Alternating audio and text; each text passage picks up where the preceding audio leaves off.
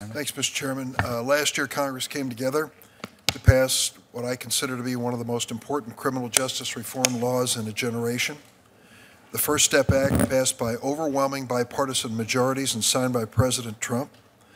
We now have an obligation to ensure that this law be properly implemented.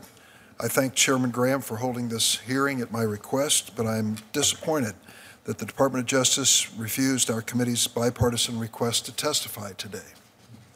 This is one of the many troubling signs the Department of Justice is not on board in implementing the First Step Act. The Fair Sentencing Act of 2010, which I co-authored with Senators Grassley and Lee, dramatically reduced the unjust crack powder disparity from 100 to 1 down to 18 to 1. But the Department of Justice is resisting retroactive Fair Sentencing Act relief for eligible individuals, and in some cases even working to put them back behind bars.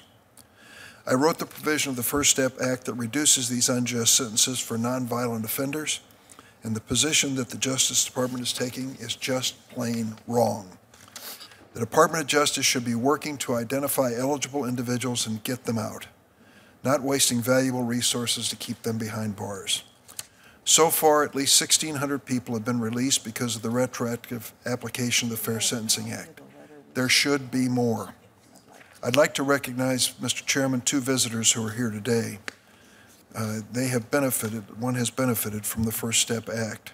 In particular, I'd like to recognize my constituent, Edward Douglas, and his exceptional lawyer, my angel Cody, who are here today. Thank you for joining us. Could you raise your hands? Thank you for being here.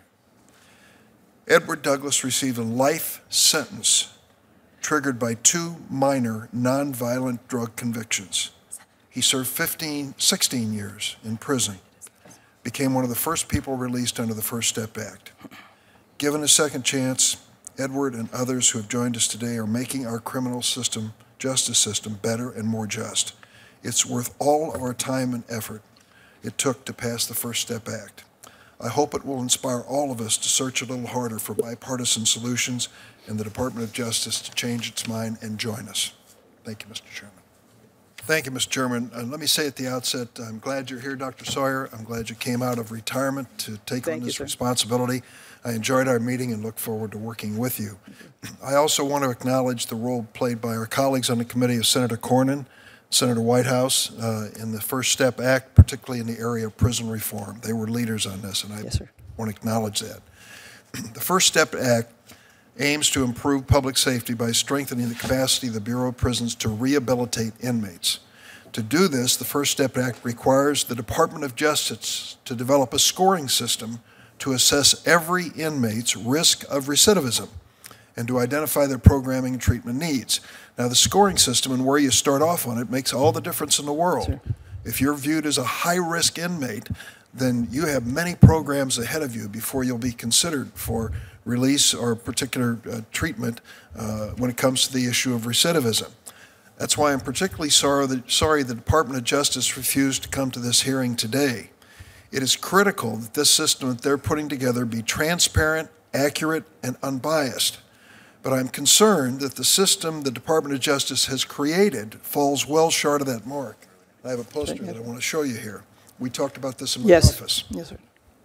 At this moment in our nation's history, when the clash of race and justice graphically confronts us every single day, the foundation of this scoring system is so stark, so sobering, and so fundamentally unfair that it cannot stand without challenge. The Department of Justice itself forecasts that the risk assessment tool will result in stunning racial disparities in inmate security classification. In a test run of the tool, which is demonstrated here, over half, 53% of the African American men in the sample were designated high risk, compared to only 29% of white men. 30% of white men were classified as minimum risk, compared to only 7% of African American men. Part of the problem is the tool doesn't distinguish between a traffic stop and a murder conviction. It simply measures the risk that someone will be arrested or returned to the federal system. And an arrest is not a new crime. A conviction is a new crime. And whether you're arrested often has more to do with your zip code many times and skin color than your predisposition toward crime or committing another crime. Dr. Sawyer, will you commit that the Department of Justice risk assessment tool will be revised to define recidivism more narrowly, and that you'll explore other changes needed to correct these stunning racial disparities? Senator, I want to clarify a point that I think was confusing when we talked the other day. We are not, the Department of Justice nor the Bureau of Prisons are using arrests in terms of the initial risk assessment that's applied for each inmate. We're using the United States Sentencing Commission's criminal history record, and that is only convictions. Only convictions. And I think that's what you and I were talking about the other day, was the front end coming in, whether we use arrests. What your staff member and my staff member got into were more the researchers on this.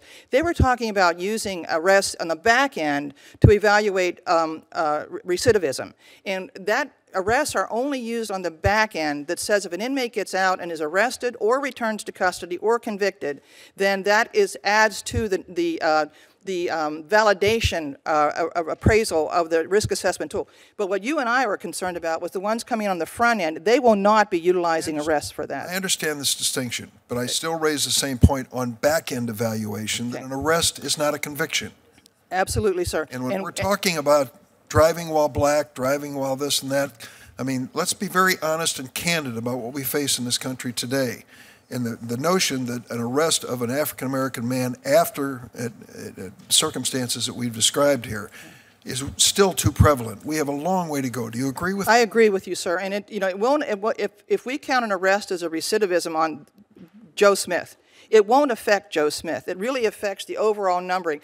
There's still a flaw in it, and I agree with you, and it's the research flaw in terms of how we count. The problem is most everyone in the country defines recidivism based on arrests and convictions. But I assure you, Senator, we are to review this risk assessment and check the validation every year, and then there's an outside group that's going to come in every 5 years and evaluate the validation and look for exactly things like that, and I assure you we will do that. I want the starting place on this, this stark racial disparity to be the first thing that you'll promise me you'll look at. Absolutely. If we don't get that right, nothing else is right about this system. Nothing else is right about this. I agree with you absolutely. Now I just have a few seconds, and I want to hit this point quickly with a second chart here. Part of bringing these inmates into a position where there's less recidivism so that they are rehabilitated means putting the services in front of them that they need while they're incarcerated to make a difference. The Department of Justice reported that out of 222,000 former prisoners, what you can see here is that 49% did not complete any kind of programming, 82% received no technical or vocational courses, 92% did not participate in UNICOR, 57% completed no drug treatment during incarceration. When Senator Grassley and I visited Thompson Prison, which is in my state, proud to have it, thank you, but is the second most restrictive federal facility beyond Florence, Colorado, we asked, what do you have in place? Well, they're still waiting. I mean, it's very early in the game, I get it.